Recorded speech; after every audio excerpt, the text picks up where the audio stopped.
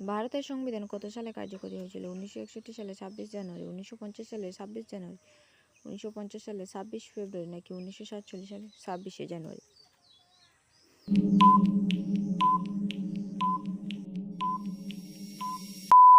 সঠিক উত্তর হচ্ছে 1950 সালের 26শে জানুয়ারি।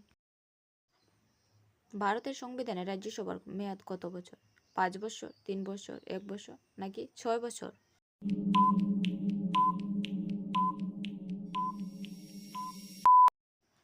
সঠিক উত্তর জানেন কি?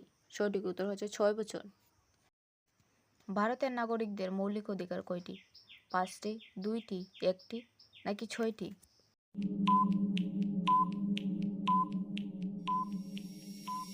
সঠিক উত্তর হচ্ছে 6টি।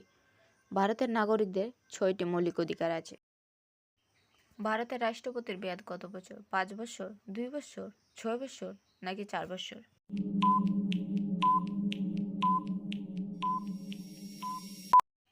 সঠিক উত্তর হচ্ছে 5 বছর।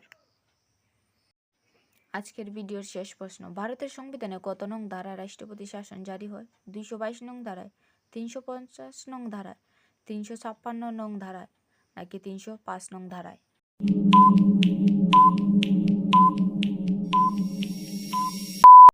সঠিক উত্তর হচ্ছে 356 নং ধারায়।